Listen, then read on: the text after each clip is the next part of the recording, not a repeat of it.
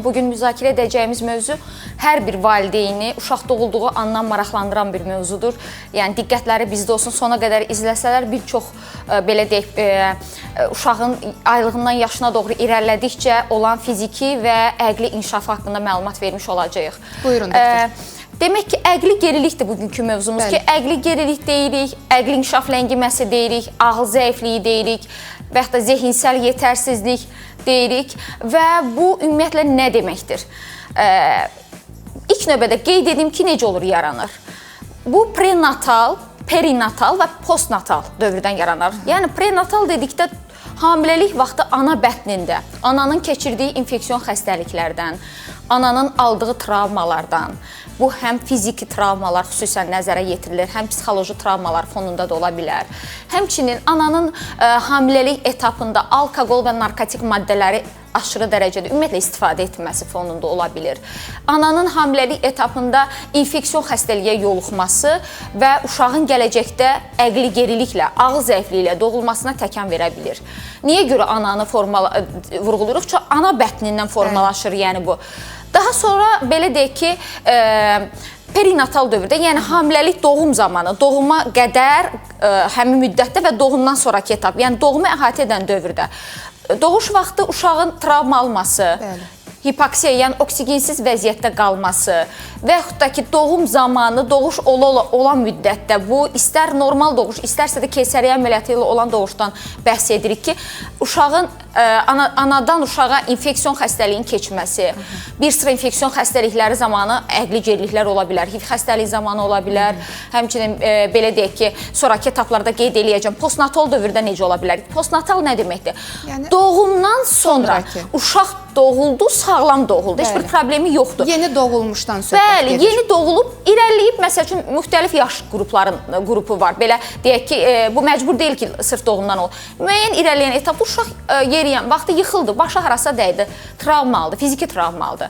Kələbəyin travması aldı, yəni belə deyək. Və yaxud da ki, uşaq böyüyür, müəyyən bir yaşa çatır, meningit keçirir, meningensefalit keçirir, ensefalit keçirir. Yəni, baş beyin və onurğa beyin iltihabı prosesini keçirmiş olur. Və yaxud da ki, eyni ilə bayaq qeyd etdiyim kimi, hansısa bir təsadüfi cinsi əlaqə müddətində HIV infeksiyasına yoluxmuş olur. Ağır infeksion proseslər zamanı beyində get-gedə atrofik proseslər dərinləşir, həmin bu əqli gerilik tablonu yaradır, ağıl zəifliyinə, demensiyaya gələcəkdə formalaşdıra bilər. Bugün bizim bəhs edəcəyimiz sırf uşaqlara doğru yönəlik olan ağıl zəifliyindən bəhs edəcəyik. Çünki biz demensiya haqqında ötən verilişlərdə danışdıq, amma orada toxunacağam. Və ola bilər ki, postnatal dövrdə nədən sonra yaransın? Müxtəlif ruhu xəstəliklərin kliniki gedişatında, xronikləşəndə, dərinləşəndə. Məsələn, şizofreniyada normada demirik ki, biz ağıl zəifliyi, yəni şizofreniya ağılsızlığa gətirən xəstəlik deyil. Amma xəstəlik o qədər uzun illər davam edə bilər ki, uşaq yaşından yaranar ki, bu halda verə bilər. Autistik spektr pozuntusu, autizm zamanı əqli geriliklər, inkişaf ləngiməsi, zehinsel geriləmə müşahidə edilə bilər. Həmçinin müşahidə edilə bilər genetik xəstəliklər zamanı, xromosom xəstəlikləri zamanı və eyni bu qəbildən digər bir sıra xəstəliklər zamanı formalaşa bilən Down sindromunda olacaq bir pozuntudur. Yəni, hal-hazırda ümumiləşdirərək deyirəm ki, istər doğumdan əvvəl, istər doğum vaxtı və doğumdan sonraki etapda görülən bir pozuntudur, psixiatrik bir pozuntudur və biz bu halda hansı əlamətləri görə bilirik? Bəli, elə mən onu soruşmaq istəyirdim ki, doktor, ən erkən halda valideynlər bu əlamətləri hansı yaşdan hiss edə bilərlər? Yəni, mən istəyirəm ki, valideynlər daha diqqətli olsunlar, çünki bəzən vaxtında xəbər tutduğumuz problemi həll etmək daha asan olur. Nəinki daha sonra artıq ağırlaşmış vəziyyətdə və üstündən çox vaxt keçəndən sonra həkimə müraciət etmək. Yəni, valideynlər nəyə diqqət etməlidirlər, hansı əlamətləri görə bilərlər? Mən çalışacağım ki, Günay xanım, xronoloji olaraq bunu vurğulayım. Yəni, diqqətlə dinləyirik, buyurun. Bəli, diqqətlə dinləsinlər bizi valideynlər. Əqli gerilik, ağıl zəifliyi, yəni zehinsel yetərsizlik, aylığından yaşına doğru uşaq fiziki və əqli inkişaf etdiyi dövrdən formalaşmağa başlaya bilər. Və burada diqqətli olmaq lazım. Nə baş verə bilər? Əgər aylığından olaraq başlayarsa, nə baş verəcəkdir? Uşaq, belə deyək ki, uşaqda bir apatiya olur, uşaq süst olur, hərəkətsiz olur, küt vəziyyətdə olur. Uşağı çağırdıqda reaksiya vermir və yaxud da ki, ləng reaksiya verir və yaxud da ki, nə edir? Çağırırsan ancaq özü nə lazım olduqda, özünün istəkləri çərçivəsində reaksiya verir. Adına qarşı ləng reaksiya verir. Ya baxır, ya baxmır. İstədikdə baxır, istədikdə baxmır. Yəni, yetərsiz olaraq göz kontaktı qurur. Davamlı göz kontaktı qura bilmir. Fırlanan əşyaları və yaxud da ki, hərəkət edən cismi gözü ilə izləmir. Gözünü qaçırır. Yəni, onu nizamlı olaraq izləyə bilmir. Və yaxud da ki, nə baş verir? Bu zaman əgər uşaq boynunu tutmalıdırsa, boynunu tutan ayında boynunu tuta bilmir. Oturulduğu ayında oturma ləngiyir. İrəlilədikcə aylar nələr müşahidə oluna bilər? Artıq yerimə dönəmidir, uşağın yeriməsi ləngiyə bilər. Danışma dövründə uşaq danışmır və yaxud da danışırsa çox az sözlər istifadə edir. 2 sözdən artıq istifadə edə bilmir. Nitqi ləngiyir. Bəzən nitq ümumiyyətlə o formada olur ki, uşaq danışarkən dili topuq vurur. Sərbəst şəkildə fikrini ifadə edə bilmir. Bu əqli geriliyin təbii ki, dərəcəsindən asılıdır. İrəliləyən etaplarda ən çox gördüyümüz pozuntu uşağın artıq məktəb dövrü yetişdikdə olur. Ən çox ümumiyyətlə əqli gerilik yüngül dərəcədə müşahidə olunur cəmiyyətimiz arasında. Bunu da daha çox valideyn məktəb dövründə müşahidə olunur. Məktəbə uşaq gedəndə, Günay xanım, nə baş verir? Bu zaman zehinsel funksiyalar zəifləyir. Nə baş verir? Uşaq məktəbə gedir, uşağın gözü ilə gördüyü, qulağı ilə eşitdiyi informasiyanı, bunun belə deyil, yadda saxlaması. Biz bildiyimiz kimi gicgah payında, hipokampda, dəniz atı yanı qırışıqda, yəni bizim məlumatlarımız ötən verilişdə demensiyada da vurğuladım, arxivləşdirilir. Bəli. Uşaqda həmin bu məlumatlar arxivləşdirilə bilmir. Müəllim sual verir, müəllimə cavab verə bilmir, fikrini izah edə bilmir, gözü baxır, fikri başqa yerdədir. Uşaq müəllimin fikrini ona qaytara bilmir. Müəllim deyir ki, bunun fikri məndə deyil ki, nə deyirəm, cavab verə bilmir. 5 dəqiqə bundan qabaq məlumat verdiyim mövzu haqqında mənə geri dönüş edə bilmir. Və uşaq evdə dərs prosesini ləng icra edir. Daha sonra nə müşahidə olunur? Bu uşaqlarda belə deyək ki, biz sosial, belə deyək, adaptiv davranışlar deyirik. Burada sosial bacarıqlar aid olunur və özünə qulluq. Uşaq kiçik yaşlardan motor funksiyaları zəif olur. Ayaqqabısının bağını bağlayamır, kurtkasının zamokunu çəkə bilmir, düyməliyə bilmir, qız uşaqlısı saçını rezindən yığa bilmir, dişini fırçalaya bilmir, normal qidalana bilmir. Təbii ki, bu sadaladıqları müəyyən dərəcələrə uyğun olaraq formalaşır. Az və ya çox ola bilər. Az və yaxud da ki, çox, bəli. Ağırlıq dərəcəsindən asılı. İrəliləyən etaplarda nə baş verir Günay xanım? Uşaq böyüyür, artıq müəyyən bir yaşa çatır, akademik bacarıqları aşağı düşür. Uşağın anlaması, qavraması, yadda saxlama problemləri olur. Daim olaraq məktəbdən valideynə şikayətlər gəlir. Bu uşaq dərsi dinləyə bilmir, fikri başqa yerdədir, diqqəti dağınıqdır, nə deyirəm yadında saxlamır. Uşaq evə gəlir, qidalanır, bəzən qidalanma zəifliyi olur, çeynəmə, udqunma zəifliyi olur bu uşaqlarda. Qidalandıqdan sonra belə oturur dərsin önündə, dərsi öyrənməyə çalışsa da dərs yadda qalmır. İrəliyən etapda nə baş verir? Xüsusən yeniyetməlik çağında. Biz buna defitsitar, produktiv, daha doğrusu negativ əlamətlər deyirik. Mənfi, yəni simptomatika müşahidə olur. Nə olur? Günay xanım, qız uşağı da, oğlan uşağı da özünə qulluq eləmir. Çinmir, yuyunmur, qızdırsa menstrual sikli vaxtı gigiyenik qaydalarına əməl etmir, oğlansa üzünü qırxmır. Daim evə qapanır, deyirlər ki, bu uşaq yəqin utancaq uşaqdır. Sözünü deyə bilmir, üzü qızarır, özgüvən əksikliyi olur. Ünsiyyətə girmək istəmir. Bəli, özünə inam hissi olmur ki, Günay xanım, ünsiyyətə girmir.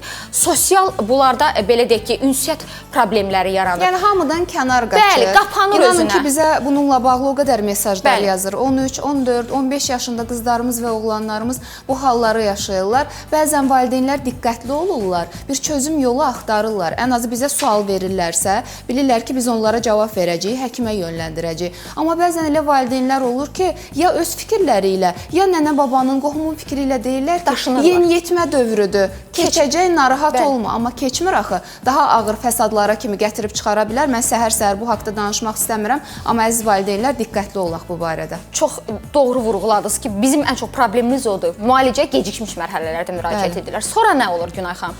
Artıq müəyyən bir etapda, belə deyək ki, uşaq inkişafı davam edir. Belə deyək ki, uşağın artıq ailə həyatı qurmaq etapıdır. Uşaq seçim edə bilmir.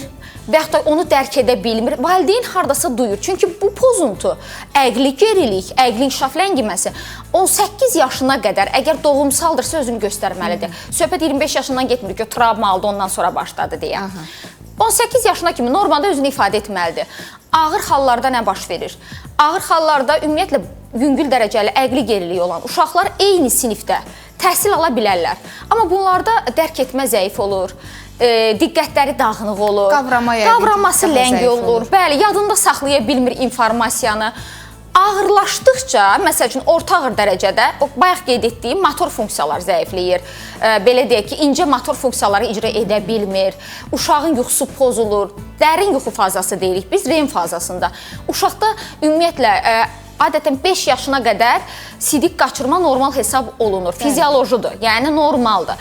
5 yaşın artıq üzərində bu patologiya sayılır. Bu uşaqlarda qeyri-iradi sidik ifrazı, qeyri-iradi nəcis ifrazı, hətta məktəbə gedir, böyük uşaqdır, belə sidiyini qaçıra bilir, həyəcanlandıqda özünü idarə edə bilmir. Mən bir şey də vurğulayım, bayaq söylədim, deyirik utanan uşaqdır. Bəzilərində isə əksinə qırmızı uşaq deyirik. Uşaq ana, məsəl üçün, hər hansısa bir qonaqlığa gedir, ona himcim eləyir də, belə deyək, göz qaş eləyir ki, falan şey eləmə. Anlamır. Qırmızı üzə vurur, heç nəyi dərk edə bilmir. Bəzən deyirlər, ayıb bilmir. Ayıb bilmir, bəli. Bəzən elə ifadə işlədə bilər ki, yəni cəmiyyət içərisində ki, yəni görürsən ki, bu uşaq ayıb bilmir. İrəliyən etaplarda bu uşaqlarda davranış pozuntuları yaranır. Uşaq hiperaktiv olur, bir yerdə dayanmır. Nə baş verir? Uşaq yoldadsa ananın əlindən tutub 3-4 yaşı var, gəzir, çünki dərk etmir. Dərk etmə qabiliyyəti zəifləyir. Çünki gigiyyət payında, hipokampda artıq burada arxivləşdirmə prosesi icra olunmur. Uşaq durur ananın əlindən, qaçır yolun üstünə. Dəfələrlə bu riskli bir avtoqəzalara səbəb ola bilir, qəzalara səbəb ola bilir. Daha sonra nə edir?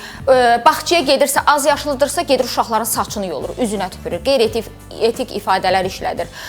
Belə deyək ki, yata bilmir, dincəl, daim ağlayır, narahatdır. Mənim yanıma müayinəyə gələn valideynlər ən çox nə deyir? Doktor, uşaqlıqdan narahat idi. Elə gecə-gündüz ağlayırdı, özünə yer tapmırdı. Biz də deyirdik ki, yəqin nevroloji uşaqdır da keçib gedər. Amma keçib getmədi. Məktəb vaxtına getdi, dərsdə özünü idarə eləyə bilmədi. Daim məktəbdən şikayət gəlir.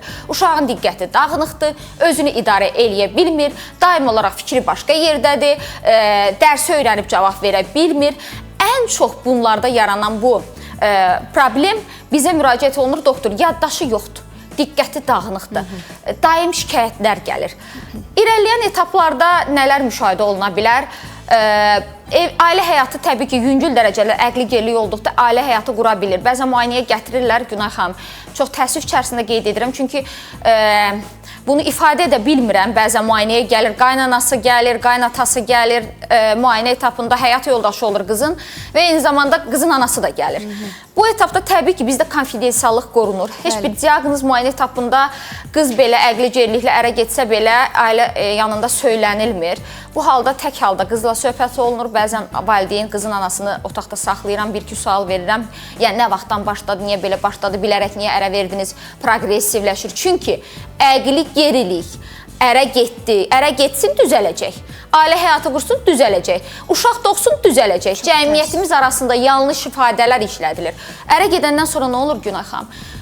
Həyəcanlanır, bir psixoloji travma yaşayır. Cinsi əlaqə müddətindən sonra da olur bəzən. Nə baş verir? Qız həyəcanlanır və artıq başlayır, qaynana deyir, doktor, elə bil əl-qolun hərəkətləri eləyir. Öz-özünə dodaqaltı mızıldanır. Çayniki qoyur qazın üstünə çıxıb gedir. Elə çaynik orada qaynayır, dibi quruyur. Gələndə görürüm çaynik yanıb. Qazın altında güya yemək bişirir, qazın yanılı qoyub. Bu nədir ki, doktor? Sual verir. Artıq bəzən olur, cavab verməyə bilirik də, belə deyək. Başlayıb ki, yuxusu yoxdur, nəsə narahat. Elə mi buna geç çatır, safdır. Biz bunu elə təmiz bilmişik, yəni. Çox saf uşaqdır. Saf uşaqdır, üzü yoladır, utancaqdır və yaxud da ki, qırmızı uşaqdır, görünür safdır da, belə deyək, təmiz böyüdülüb. Uşaqlar burada da bir həyəcan təbliğ çalmaq lazımdır. Altında hər hansısa bir psixiatrik pozuntu yatır və bu qız uşaqlara yüngül dərəcəli əqli gerilik bilinmir axı Günay xanım. Cəmiyyətimizdə çoxdur belə qız uşaqları. Ərə getdi, hamilə olandan sonra proses başlayır, doğandan sonra psixoza keçir. Çox eşidirik. Ən böyük problem hamiləlikdən sonra başı çöndü. Problem olub əvvəlcədən. Sadəcə müalicə olunmuyor. Amma o qədər belə problemli qızlarımız olub ki, Aytan xanım onları müalicə eləyib. Daha sonra neçə dəfə ana olublar, normaldılar. Yəni bunu vaxtında valideynlər üstünə düşməlidirlər. Bəzən Günay xanım, oğlanlar tərəfindən bunu eşidirik ki, valideyn nə deyir? Bəli. Doktor, hərbi xidmətdən sonra oldu. Əksinə, heç bir şəxsdə durduq yerdə pozuntu yaranmır. Bəli. Hərbi xidmət heç bir patologiya yaratmır. Bəli. Problem uşağın özündədir. Bəli. Uşaqlıq çağından yaranmış bir problemdir. Burada ərə getməyi, əskərliyə, hərbi xidmətə getməyi, oğlanın, qızın ərə getməyi, ailə həyatı qurmağı, uşaq dünyaya gətirməyi. Bəli, bunlar fizioloji hallarda hər biri olası bir şeylərdir. Yəni və yaxud da ki, bəzən deyirlər, uşağa getdi, doktor bir dəfə yıxıldı, başı dəymişdi, düzdür. Travmalar burada şərtdir, amma hər travma alanda psixoloji problem olmalıdır, əqli gerilik olmalıdır deyə belə bir göstərici yoxdur. Bunların hər biri təkanverici faktorlardır. Doktor, diaqnoz necə qoyulur? Bax, indi söylədiniz ki, anamnez toplayırsınız, suallar verirsiniz. Daha sonra hər hansı bir testlər, müşahidələr, nələrsə varmı burada bunun diaqnozunun qoyulması üçün? Çox gözəl məqama toxunursunuz. Bizə gələnə qədər pasiyentlərin əllərində bir sürü sənədlər olur. Əqli gerilikli olanlar, irəliləyən hesabda demensiya deyirik də, bu qocalıq, ağıl zəifliyi, yaşlaşdıqca artıq demensiya diaqnozu qoyuruq. Onlar artıq bizə müraciət eləyən qədər əllərində bir sürü sənədlər olur. Laborator müayinələri olur, qanın, sidiyin, nəcisin analizləri. Dəfələrlə en qədər müxtəlif ixtisaslı həkimlərə gedirlər. Biri deyir, bəlkə nədir, biri digər başqa bir diaqnoz qoyur və yaxud da ki, araşdırılmalar aparılır. Baş beyin MRT müayinəsi olunur, KT olur, EEG olur, MEG olur. Hər bütün nevroloji müayinələrdən keçmiş olurlar. Və belə bir ifadə işlədirəm. Bəzən deyirlər, doktor, müayinəyə nə daxildir? Bəli, psixiatrik müayinə dedikdə nəyi nəzərdə tuturuq? Pasiyent içəri daxil olan müddətdən otağa, yəni müayinə otağına qapını açıb içəri daxil olub qarşılayan, mən onu qarşılayıram, o müddətdən içəri gəlib əyləşənə qədər artıq onun hərəkətləri, davranış, hətta mən bəzən bayırdan belə eşidirəm digər pasiyentlə danışanda, onun bayırda olan ünsiyyətin, nitqi, danışığı və gələn müddətə qədər pasiyent özünü ifadə etmək qabiliyyəti və pasiyentin yanında gələn olan valideynlərinin, yaxın ailə üzvlərinin onun haqqında və xəstəliyin anamnezi deyirik. Mənə gələnə qədər müalicə olunub bu, uşaqlıq çağından, doğumundan başlayıram. Necə doğulub, necə inkişaf eləyibdir, hansı yaş dövründə keçib, neçə yaşında yeriyib, gəzib, danışıb və yaxud da şizofreniya ilə olsun, autizmdən olsun, şizofektiv bipolar pozuntu olsun, digər o adını sadaladığınız sizin pozuntular olsun, bəli, panik atak olsun. Yəni bunların hər birində dərindən anamnez toplayıram. Mənə qədər hansı dərmanları içib, hansı müayinələr keçir və ondan sonra artıq o deyir gözümüz diaqnozdur. Qulağımızla eşidirik, gözümüzlə görürük, müşahidə edirik. Tam şəkildə diaqnozu formalaşdıra bilirik. Hansı hallarda baş beyin MRT-sinə göndərərəm? Pasiyent mənə gələndə kəskin halda yolda avtoqəza məsəl üçün bir həftədə olubdur, amma baş beyin MRT olunmayıb, psixoz veribdir. O halda əgər olunmuysa məsləhət görürəm ki, bir baş beyin MRT olunsa bəlkə qansızma var, bəlkə bir ocaqlı bir törəmə var. Bunu istisna etmək üçün və bəzən isə qıcolmalarla müşahidə olunur. Epilepsiya, konversiyon pozuntu adətən müayinədə aşkar, belə deyək, diferensiyasiya edə bilirik. Bəzən olur ki, qarışıq form olduqda deyirəm, bir EEG müayinəsi olunsun, MRT olunsun. Çox nadirən hallarda pasiyentlər indi buradan bizi dinləyirlər, bilirlər. Müayinəyə demək olar ki, kənar əlavə müayinələrə yönləndirmirəm. Çünki bizə gələnə qədər keçmiş olurlar Günay xanım. Yəni, bizə çox gecikmiş gəlirlər. Müayinələr, analizlər, amma elə xəstəliklər var ki, onlar elə birbaşa bayaqda haqqında danışdığımız, adlarını sadaladığım xəstəliklər, onunla bağlı bizim dəyərli həkim psixiatrımıza müraciət edə bilərsiniz. Çünki erkən aşkarlanan xəstəlik demək olar ki, artıq müalicə olunmuş xəstəlik deməkdir. Çünki Aytan xanım bir peşəkar həkim psixiatrdır və doğru müalicə üsulları ilə həmin bu xəstəliyin qarşısını alır. Diaqnozun necə qoyulduğunu da bildiniz. Bir də soruşursunuz ki, hansı problemlərlə bağlı Aytan xanıma müraciət etmək olar? Səsləndirirəm. Depressiya, panik atak, panik tutma, həyəcan, təşviş pozuntusu, obsessiv-kompulsiv pozuntu, saç yolma pozuntusu, dəri yolma pozuntusu, autizm spektr pozuntusu, diqqət əskiliyi və hiperaktiv pozuntu, tik pozuntusu, Turetta sindromu, əqli inkişaf pozuntusu, şizoafektiv pozuntu, travma sonrası stres pozuntusu, yuxu və oyanıqlıq pozuntusu, yemə pozuntuları, dissosiativ konversiyon pozuntu, cinsi disfunksiyalar, enurez, alkoqol və narkotik maddələrin istifadəsi fonunda psixi və davranış pozuntuları, xroniki ağrı sindromu, doğuşdan sonraki depressiya və psixi pozuntular, baş beynin üzvü xəstəlikləri, insult, travma, ensefalit fonunda yaranan psixi pozuntular. 050 377 54 22, 099 377 54 22 nömrələri ilə əlaqə saxlayaraq doktorumuzun qəbuluna yazıla bilərsiniz. Doktor, istəyirəm ki, son olaraq səslənək bir daha izləyicilərimizə. Buyurun. Əqli gerilik dərəcələri var təbii ki, Günay xanım. Ən çox cəmiyyətimiz arasında görülən yüngül dərəcəli əqli gerilikdir. Bizim müalicəmizdə əqli gerilik zamanı yaranan yuxu pozuntuları, əgər uşaqda hiperaktivlik varsa, bir yerdə dayanmırsa, diqqəti dağınıqdırsa, davranış pozuntuları varsa, uşaq özünü cəmiyyət içərisində idarə edə bilmirsə, irəliləyən yaşlarda qeyd etdiyim kimi öz-özünə danışırsa, psixoproduksiya varsa, qulağına səs gəlir, dodaqaltı danışır, əl-qol hərəkətləri edir, səbəbsiz yerə gülümsüyür. Bu patologiyalar və altda yatan digər patologiyalarla bağlı olaraq müalicə edirik. Əqli gerilik artıq beyin hüceyrə səviyyəsində gedən pozuntu olduğuna görə hərdən mənə ən çox pasiyentlərin verdiyi sual nədir Günay xanım? Qaranti verirsiniz, o sözü heç sevmirəm. Hətta 100% sağlam bir xəstəlik olduğunu belə bilirəm ki, qarşımda oturubdur. Çünki qaranti sözü intellektual savadlı insanların, belə deyək ki, həkimin verdiyi vəd deyil. Ümumiyyətlə, tibbdə zəmanət yoxdur. Amma istənilən pasiyentlərim də qoşula bilər, yaza bilərlər, canlı efirdir. Yazırlar, bəli, ən ağır, zaten bizə gələn, mənə gələnə qədər Günay xanım, ən qədər ixtisaslı həkimlərdə müalicə olunur. Çünki biz psixiatra stigmatizasiya var. O vəziyyətdə gətirirlər ki, artıq imdad diləyirlər ki, son dəfə gələcəyimiz yer sizsiz, doktor. Nə deyirsinizsə onu eləyəcəyik, amma bu sağalsın, deyirəm, düzələcək. Hətta ola bilər ki, müalicənin bir həftəsində elə bir effekt görə bilərsiniz ki, heç illərlə görmədiyiniz effekti burada görə. Doğrudan da elə olur, amma bir söz deyirəm ki, qarantiya sözünü məndən istəməyin. O halda, belə deyək ki, qələm mənimdir, şəfanı isə, belə deyək də, Allahdandır. Hər bir şəxsə, bizi izləyənlərə, valideynlərə buradan, övladlarına, xüsusən övlad hər birimizin həssas bir yerimizdir, bəli. Şəfa diləyirəm. Əgər doğrudan da bu sadaladığımız psixi pozuntular varsa, vaxt itirmədən, çünki gələcəkdə artıq müəyyən bir etapda məktəbə getdikdə, universitetə getdikdə və yaxud da ailə həyatı qurduqda bu kənar tərəfindən damğalana bilər, qınaq obyektinə çevrilə bilər və bunu yaşamamaq üçün vaxtında qarşısını almaq lazımdır. Bəli, əqli gerilik damğa deyil, bundan çəkinməyin. Bir də həkim psixiatra getməkdən çəkinməyin. Doktorumuz çox gözəl vurğuladı ki, bəzən elə fikirlər səsləndirirlər ki, yüzlərlə həkimləri gəzirlər, amma gedəcəkləri ünvan bəllidir. Həkim psixiatra müraciət etməlidirlər ki, onlara çarə tapsın. Son olaraq həkim psixiatra müraciət edirlər. Bu zaman isə gecikdirilmiş vəziyyətdə, ağırlaşmış vəziyyətdə gəlirlər. Doğru zamanda görülən iş bütün, belə deyim də, hər şey dəyişə bilər. Bir uşağın həyatını bütünlükdə dəyişə bilər. Ona görə əziz valideynlər, diqqətli olaq. Əsas olan isə qorxmayaq, gecikməyək və düzgün mütəxəssisə müraciət edək. Doktor, mən sizə təşəkkür edirəm. Mən sizə təşəkkür edirəm. Mən bilirəm ki, pasiyentləriniz çoxdur. Yenə deyirəm, geri dönüşlər çox gözəldir. Bizə qeyd edirlər ki, Aytan xanım elə problemləri aradan qaldırdı ki, bundan əvvəl uzun illər müxtəlif həkimlərdə müalicələrdən keçdi. Amma Aytan xanımın bir həftəlik, 10 günlük, 1 aylıq müalicəsindən sonra artıq yenidən həyata qayıtdı. Xəstə yaxınları da bunu qeyd edirlər. Çünki bəzən xəstələrin bunu etiraf etmək gücü olmur, amma müalicələrdən sonra artıq onlar da bizə yazırlar. Bizim sosial şəbəkələrdə komment, belə deyək də, mesaj bölümünə, yəni açıq görülən mesaj bölümünə, kommentari deyilir də, yəni o hissəyə yaza bilmir, şərh bölümünə yaza bilmirlər. Çünki o pasiyentlər belə konfidensiallıq var. Bizdə çox təəssüf ki, belə deyək ki, nümayiş etdirə bilmirik, çünki konfidensiallıq qorunur hər birində.